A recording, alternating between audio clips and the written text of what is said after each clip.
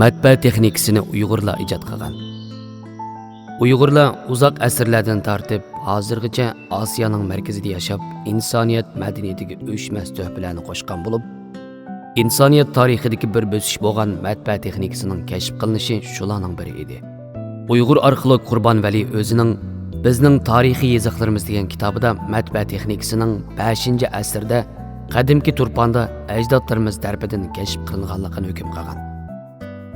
Abdulaziz Muhammad Sayromi Uyg'urlarning Dunxuang, ya'ni Dashti otidagi madaniyat meroslari degan maqolasida mundoq yozgan.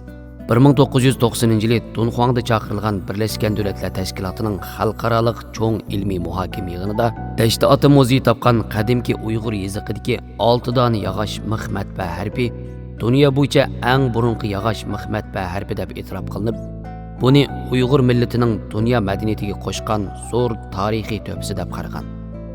Oningdan boshqa Sharq Turkistondan tepilgan muhim arxeologiyalik isbotlarmi yuqorqi qarashlarimizni texnik kuchli materiallar va dalil paketlar bilan ta'minlab, dunyoda tunji bo'lib matbaa texnikasini kashf qiluvchilar Uyg'urlar degan ko'z yumg'ili va inkor qilib bo'lmaydigan kuchli xulosani chiqarishimizga yordam berdi.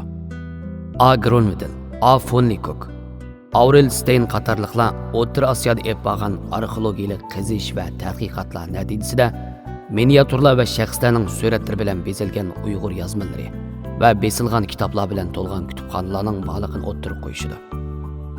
Darvaqa A. Gronvidel, A. von Lecoqlar 1902 va 1907-yillarda Tarim va Turpan xarobiylarida inchki qidirib tekshirish jarayonida qadimki Uyg'ur tilida yozilgan qattiq yog'ochdan uyulgan yuzlagan harf taxtalarni topgan.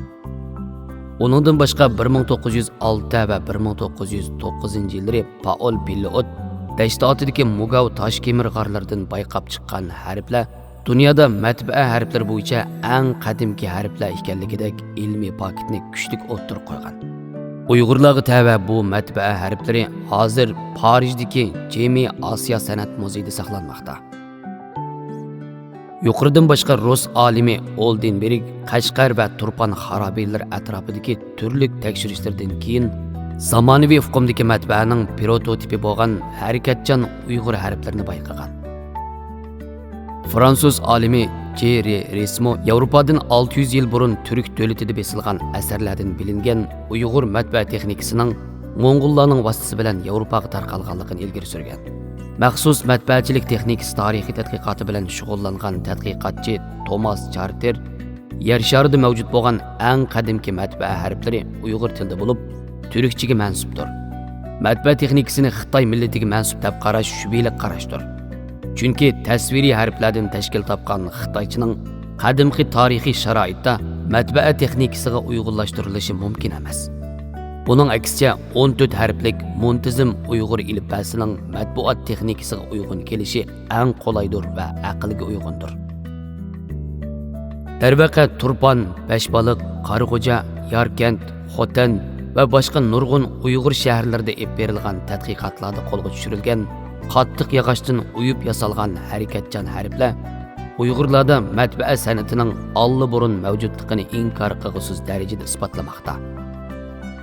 Uyg'urlar haqida epagan qimmatli tadqiqotlar bilan yuksak nopos topgan professor Anni Maria von Kabain xonim Turpan tekstleri nomli asrida Xitoy va Uyg'ur kitobchiligi haqida intayin muhim uchurlarni bergan. Xitoydagi silindr shaklli qo'lyozma kitoblarda bat nomer yo'q. Buning aksicha Dashti ota Ming uy g'orlaridan tepilgan yozma va bosma kitoblarda kitobning o'ng taraf usti bo'lingida bat nomeri bor edi. Shunlashqa biz matbaachilik patentining Uyg'urlarga oid ekanligiga doir ko'z qarashimizda keskin bir qanoatga ega bo'ldik degan. Gabain xonim bir temaga texmi bak alohida diqqat qilgan. Xitoylar cho'qim harakatli harflarni birdan emas, kalimalar va grammatikalik qo'shimcha holatida besish kerakligi. Xitoy tilining qurilmasining harakatchan harflarni paydo qilishga va bu orqali matbaada besishga %100 uyg'un kelmaydiganligi. Matbaaning Uyg'urlar tarafidan ijod qilinganligini yana ta'kidlagan. Professor Gabain xonim yorliq farmonlarni besishda ishlatilgan qog'ozning qo'pol va qalin ekanligini, yorliqning qog'ozga besilinmaydiganligini, Buning aksicha Uyg'ur bosmachiligida qo'llanilgan qog'ozning to'liq nafis va injiq ekanligini, Uyg'ur yozmalarida ko'rilgan kitob bezash san'atining dunyoda bayqalgan tunji yagona o'rnak ekanligini, bularning ba'zida rangsiz qo'yiladiganligi, ba'zida ranglar bilan beziladiganligi, o'xshash ahvolning bosma buyumlaridami ko'riladiganligi, qo'lda yozilgan yoki besilgan kitoblarning jonliq uslub jihatdan Xitoycha uslubdan to'liq yuqori turadiganligini ta'kidlagan. Gabayin xonim shakil va miniaturlarda ko'riladigan etnologiyalik omillarning, kiyim-kechaklarning, putiga kiyiladigan oyoqning, suratlarning yuz qismi, chosh va soqol jihatdan tamoman turklarga xos ekanligini, buni Xitoy san'atiga qancha izlanib ko'ribmi zodil o'xshatamganligini alohida qayd qilgan. Uningdan boshqa Gabayin xonim Uyg'ur yozmalariga rasm kirgizish texnikasining Xitoydan farqli holda yung va qumush qalam bilan ishlanadiganligi, Xitoylarda bo'lsa faqat mo'y qalam bilan ishlanadiganligini tilga oladi. İstanbul Universitetidagi eng qadimiy ma'arif mutaxassislaridan biri professor Halmus Sioda Bostep 2-chi navbatlik Türk tarixiy qurultayida sungan tabiiy san'atning kashf qilinishi nomli maqolasida matbaaning Xitoylar tarafidan emas, balki Uyg'urlar tarafidan ijod qilinganligini har xil faktlar bilan isbotlagan. U bu haqda mundaq degan: dastlabda harflarni matbaada besish uchun harf soni oz bo'lgan bir ilifba bo'lish kerak edi. Vaholanki bu chaqda Xitoychada harf emas, balki 4384 dona birlik bo'g'in bor edi.